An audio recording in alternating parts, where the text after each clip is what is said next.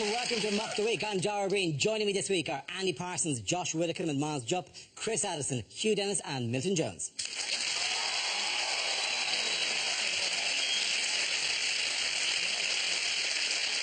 We start with a round called If This Is the Answer, What is the Question? On the board of 6 categories. Josh, which category would you like? Can I go with sport? OK, your category is sport. The answer is 74 years. What's the question? What is the official age at which you can be racist and get away with it? How much back tax does Jimmy Carr owe? Is it when will it stop raining? Is it the traditional amount of time between a person's first meal at a harvester? Is it how long would it take Victoria Beckham to eat a Cornish pasty? Is it, how long a minute feels in the company of Louis Spence? What would it sound like if Prince Charles was agreeing with the answer 74? 74 years.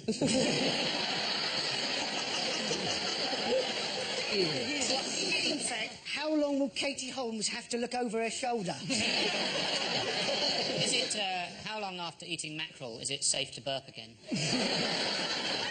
What is the average age of the person buying Beyoncé's new track, All the Shingle Ladies?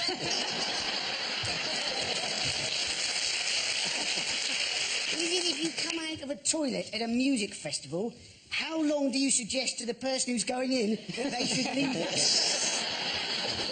What is the distance of my exclusion order from Doctor Who's assistant? Is it when did the last British man enter a final at Wimbledon? Yes. In the singles. In the singles. Very good. Thank you very much, Andy Parsons.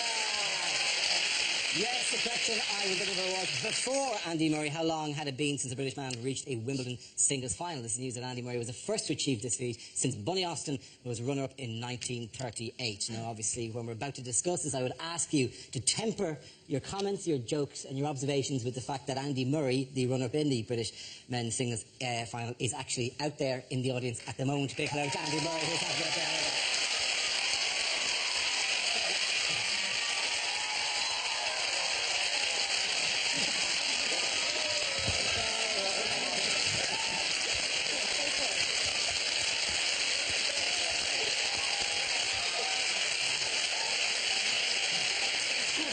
Thank you very much, Andy. Specifically said, yeah, no fuss, no fuss.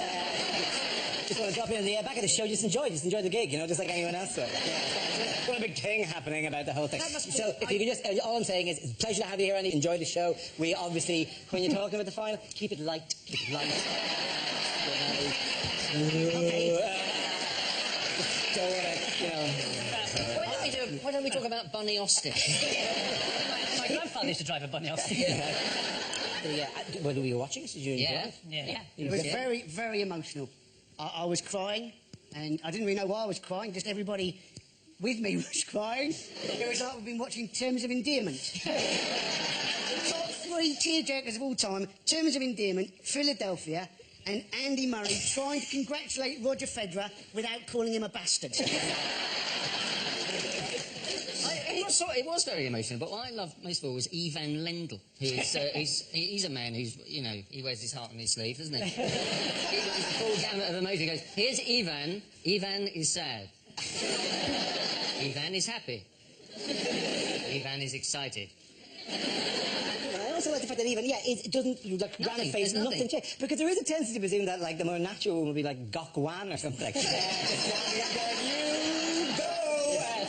You were looking great down there. What do you think? I'm not having a go, Andy, but I shouldn't start like that. Wow, you feel the mood in the room change there. Ivan Lendl, I understand, is famous for being the best player never to have won Wimbledon. So, as an appointment to try and win Wimbledon, that's like going, I'm trying to catch a roadrunner. I'm going to ask Wile E. Coyote for some suggestions. Ivan Lendl was never foiled by, like, an anvil falling on him. And if he had been hit on the head by an anvil, he would have looked like this. If I won Wimbledon, the first thing I'd do is sort the one-way system out.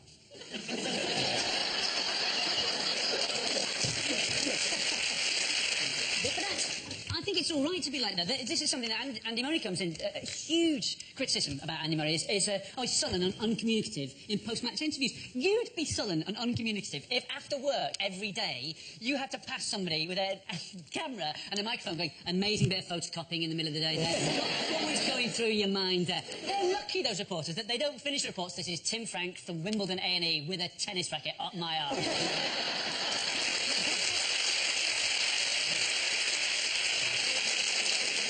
People that I saw in the crowd were the 4 Andy Murray supporters who had M, U, R and Y on their shirts. There's 4 of them. Why on earth did they go for the surname and not the first name?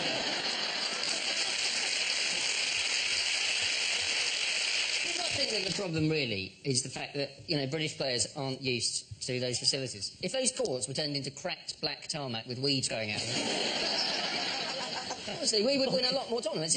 And if that didn't work, you just make sure that every 4th ball is flat. That's it. That's what people do. The rallies would last longer if the net's all dipped by about 6 inches.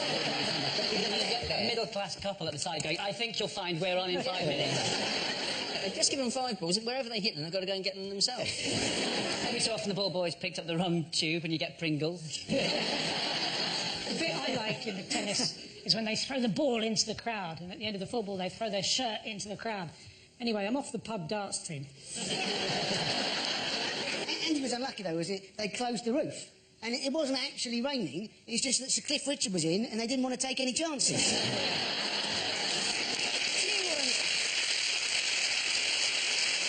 Which unlikely British player did win a title at Wimbledon this year? Tim Inman. No. Bunny Austin. No. Vanessa Phelps. This was a guy, wasn't it, called Murray. Yes. Which is kind of interesting because it's only 1 letter away from Murray, and that, you know, and that got me worried that maybe it's a vowel thing, and Andy's in the queue, and he's not going to win until Mr. Mary, Miri, and Murray have all had their.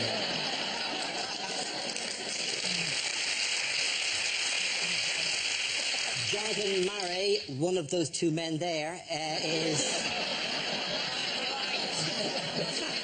One on the far left, I think. the one applauding with the in a suit. Won the doubles with his Danish partner Fredrik Nielsen. So, you win 2 trophies and a midget butler. Other news, why was a Preston to London megabus stopped by the police on the motorway this week? Just the usual reasons. Yeah. This was the story where a passenger reported seeing some smoke coming out of some other passenger's bag, thought it was a bomb, turned out it was a fake cigarette that was producing water vapour. Now, let's face it, if you've been pulled over, loads of police have arrived, you've got guns in your face, you're being accused of being a terrorist. That's not going to help you give up smoking, is it? They shut the M6, 17 police cars and riot vans, 13 fire engines, 4 ambulances and an army bomb disposal truck attended the incident. They walked the people off with their heads in their hands, it was like, you know, and made them sit in the middle of the road. Those people on the megabus, that's not the first bad trip they've been on. When they were sat on the side of the road, you could see some of them going, this is the most luxurious part of the journey so far. I'm always really freaked out by megabus. I don't know the weirdest thing in the world. Nothing against the bus service itself, but when you drive, like you drive a lot of time on the motorway, going to gigs, like the back of the megabus when you're driving along, like for those of you who haven't had the pleasure, there's times you just get hypnotised by that weird. There are many things I've observed. Firstly, why does that man have such large breasts? Staring at that man's breast, going, that is insane. What kind of... Where can you go for £1? I thought you'd have to contact Megabus. There's an address there. I have to put plus a 50p booking fee as if people are going to go, well, that's a rip-off. I walked in here with this in my hand, expecting to be transported to a faraway land. Then I find you want more money off you? Screw you, Megabus man. What a yellow man with enormous bazongas looks disappointed behind the counter. Oh. I apologise. I know that when you're disappointed, you don't go, I am disappointed. Well, Megabus represents the top of the list of the decadence of the West, is it? Yeah. We will bring the West to its knees. Middle-aged women from the North will no longer be able to go to matinees at the West End. Students shall not visit their girlfriends in faraway towns. Do you think when they were dragged off the bus and they were all sort of sat around it, they were still close enough to the bus to be able to use the free Wi-Fi? email the photographs of their own terror alert. You know what's really irritating about this? For the entire, in my ear constantly, people are going, wear the hat, wear the hat, wear the hat, wear the hat. Because, yeah, they gave me a yellow hat because they think I look like the Megalith guy.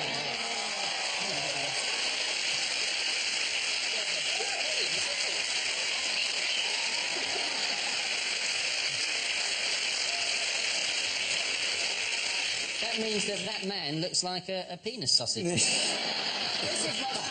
They should call it penissausage.com. Oh, something else is already called. You're just bringing this up to try and make everybody forget that you look like a penis sausage. That's exactly what's going on here. You just look like a penis sausage in a yellow hat. Oh, no!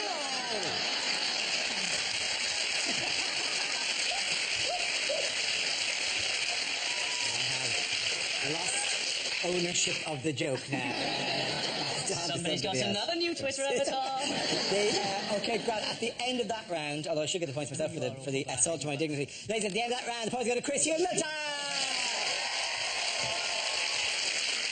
Now we play a round called 50 Shades of Mock. This game involves Milton, Andy and Josh, so if you could make your way over to the performance area, please. This round is our stand-up challenge. I launch a wheel of news, and wherever it chooses to stop, one of our performers must step forward and talk about that subject. The winner is whoever I think is the funniest. Okay, here we go. Let's spin the wheel. So the first subject is money. Who wants to come in that? Andy Parsons.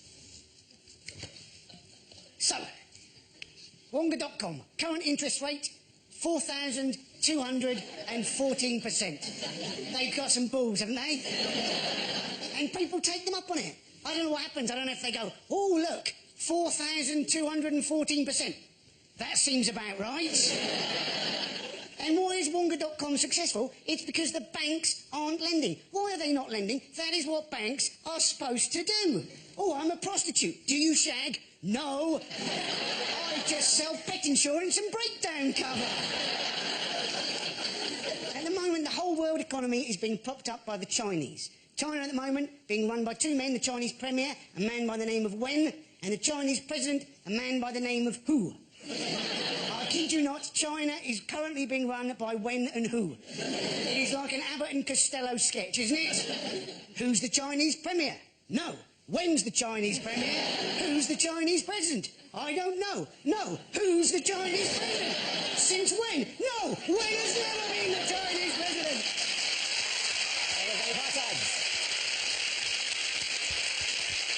Okay, let's spin the wheel again. The next subject is technology. Josh. People say technology is moving forwards, but I'm not sure what that is. I'm increasingly finding myself at these cash points where they can't even be bothered to make the buttons line up with the screen. There is no stress in the world like that. So they're going, please God, let this be 20 quid. If this is 40 quid, I might as well just kill myself. Worse if it's one of the cash points where you go up and the screen is angled so the sun is on it. You go for 20 quid, you leave with a new PIN number and a chequebook in the post. I want to cancel, I don't want to clear, I don't know what's the difference. You get your card back, trying to put it back in, people going, piss off, mate, it's not winner stays on. I'm really stressed as well when I'm at cash points. I've already had to stand there for 10 seconds, unable to put my card in, because it's still thanking the guy that's already pissed off. Who's hanging around for that? I've got my card, I've got my cash, hold on, guys. It's been an absolute bloody pleasure doing business with you. Thank you. Thank you very much, Josh. Well done. And so that leaves us with Milton. After you've been left with, let's spin the wheel. And the topic is employment.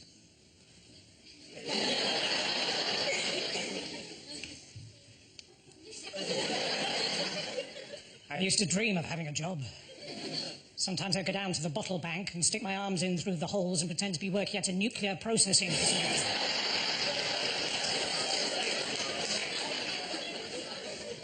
I lost my job as a prison officer for organising a lock-in. I only had one job as an architect, but apparently a revolving mosque makes it difficult to pray towards Mecca.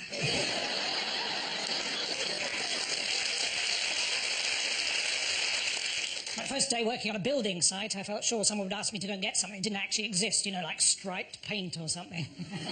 Sure enough, someone asked me to go and get an air ambulance.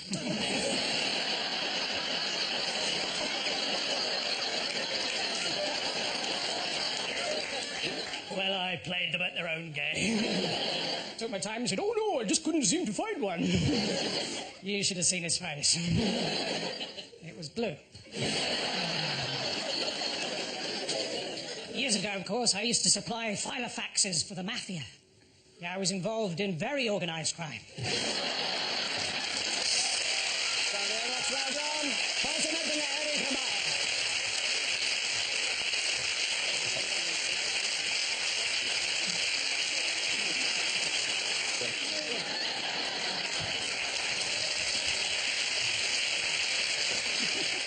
So I tell you how Ivan Lendl reacted to that joke. Now we play a game called Picture of the Week. I show the panel a topical image and ask them to tell me what's happening. So, teens, what is going on here? Is it Dyson unveils most powerful vacuum cleaner yet? Is it the centrefold of Engineering Porn Monthly? Is it preparation continues for Eric Pickle's colonic irrigation? Is it best contestant ever on Scrap Heap Challenge? Is it that man saying, "Well, if this thing falls on me, at least I've got a hat on"? That is regrettably the only printer that my computer will recognise. Goal line technology bigger than expected? Okay, can you give the correct answer? Is it the fitting of Eamon Holmes' gastric band? Is it something to do with science?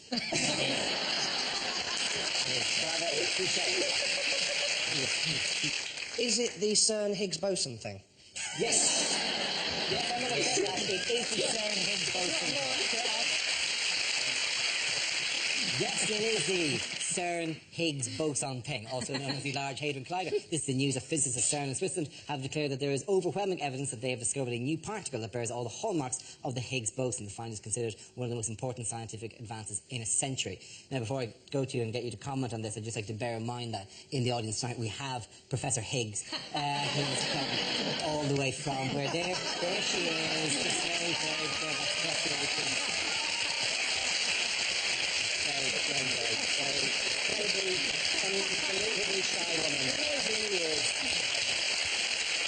For many years, she has, in public, only wanted to appear as an old man.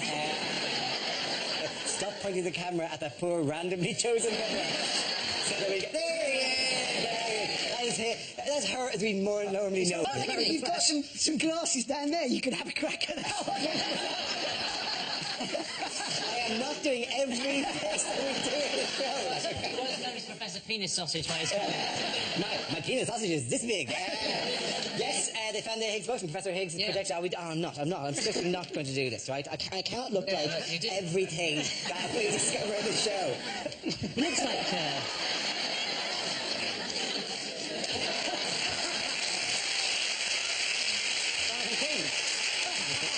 That is Jonathan King. Isn't he an astonishing bloke, Professor? Did he also not teach Eliza Doolittle to speak properly in my... He's been very busy. The funny thing about him, of course, is that he lectures in Edinburgh University, and up until recently he's been the Scottish physicist, Professor Higgs. But now that it's been found and he's successful, he's suddenly the British physicist, Professor Higgs. That's one for Andy Murray.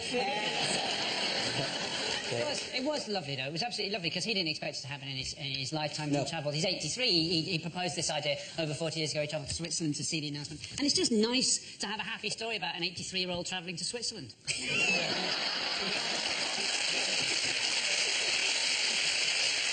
If you complete that word at the back of his head, it just says Jedi.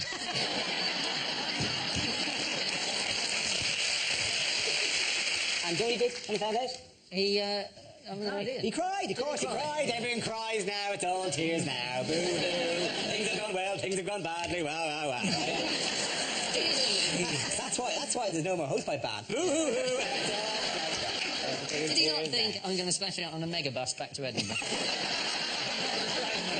Honestly, I think it's a real shame, this business. They've spent all this... This is a lot of time and money they've spent, and that is time and money that they could have spent, for instance, working out how to make slightly less noisy hand dryers. Which I find incredibly annoying. Thank you, though. Let's stop this revolution now. I don't think I might love more in the show when we really catch the public mood. I can't believe he got a standing ovation for getting to the final of Wimbledon. I came up with my brilliant thing about hand dryers. No one does a fucking thing. Why is this going to be bad news for Stephen Hawking? This is because he's lost a bet, a $100 bet. He said that they'd never find the Higgs boson particle. But you have to say, the person who's had a bet with, you'd have to be a bit of a bastard to take the money off him, wouldn't you? You wouldn't bet Stephen Hawking $100. Surely, if you're going to bet him anything, you bet him a go on his chair. We may go over the line, we'll just check Hawkeye. Stephen Hawkeye would be a great figure. It was out. It has been out for billions of years. The thing about Stephen Hawking is that he's a British person who we sort of know as having an American accent, which must be an astonishing thing for his brain, because he must have a memory of his own voice, and yet this thing comes out, and it makes me feel terribly sorry for him, but at least it's not a Brummie accent, because then nobody would have believed him, would it? I've got a theory, have you, Stephen? It's a good theory about time, is it? Off you go, then.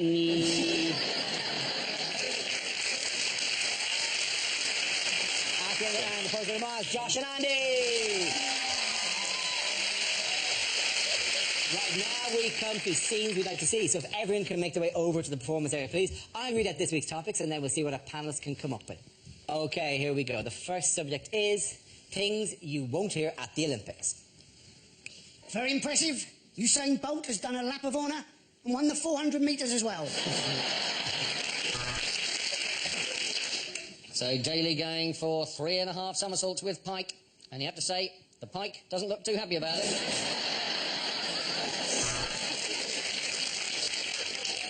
Good morning. No surprises here at the final of the archery.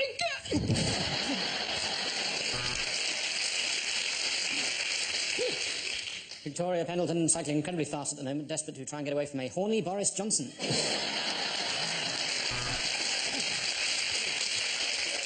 She was hoping for bronze, but sadly for Sue Barker, she is bright orange. I would like to apologise for my earlier mistake. We are, in fact, watching the javelin and not, as I said, dwarf darts.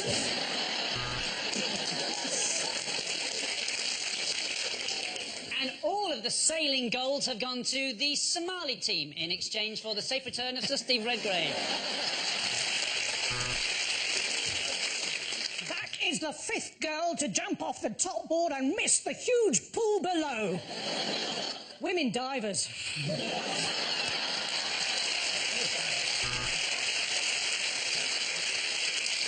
This gymnast has a maximum degree of difficulty. His name is Churchik Kiddick Kadda Flilly Flifliflopla. That is the 10-minute free view of the beach volleyball. If you'd like to watch the full... Please enter your pin now. And the crowd are on their feet. So much for getting the stadium finished on time. Well, that really was a spectacular day of weightlifting, but before we go, we've got time to just look over some of the most spectacular anal prolapses we've seen today. Lane 1, a family eating popcorn. Lane 2, 2 guys on a stag night. Lane 3, I'm in the wrong place, this is bowling.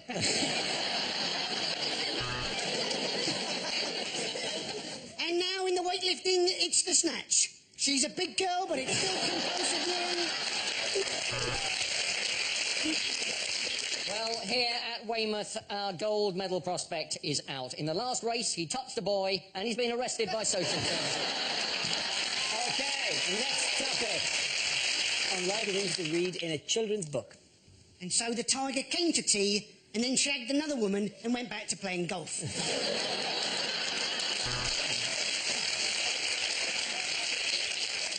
As soon as Professor Snape saw Hermione, he knew in a few years she would be really hot.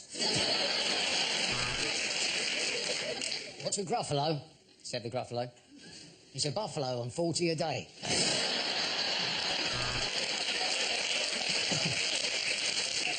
These bacon sandwiches are delicious, said Pooh. Aren't they, Piglet? Piglet?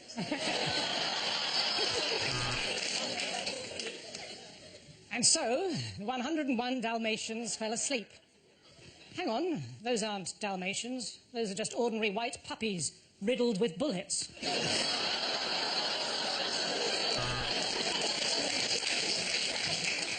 Hello, My name is the Very Hungry Caterpillar. I have an eating disorder.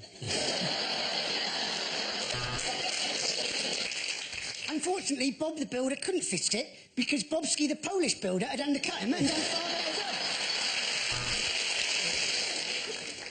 This place is rubbish, said Edmund. Doesn't anybody have sex here? Oh, yes, said Aslan. What do you think the griffins are for? But despite his protests, Mr. Tickle was put on the register.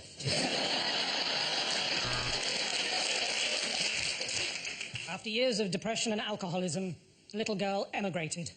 And that is the end of Alice in Sunderland.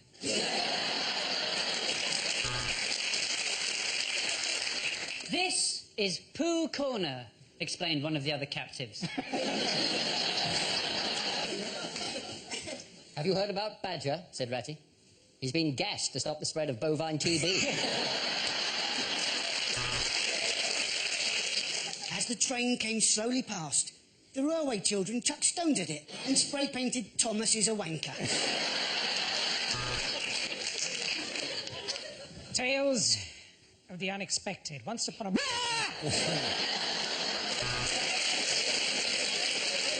And then, as she did every night, fantastic Mr. Fox knocked over a bin and shut on a doorstep. Here around the boys, you're a fish, you're a legend! And that's the end of the show. Commiserations to Andy Parsons, Josh Widdicombe, Miles Jupp, Chris Addison, Hugh Dennis and Milton Jones. This week's winner is Andy Murray, ladies and gentlemen. Pleasure to have you here. Thanks for watching. I'm Gary Breen. Good night. Mock the Week's back with a special Don't Miss It Thursday night at 10. Coming next on BBC Two, gritty drama in The Line of Duty.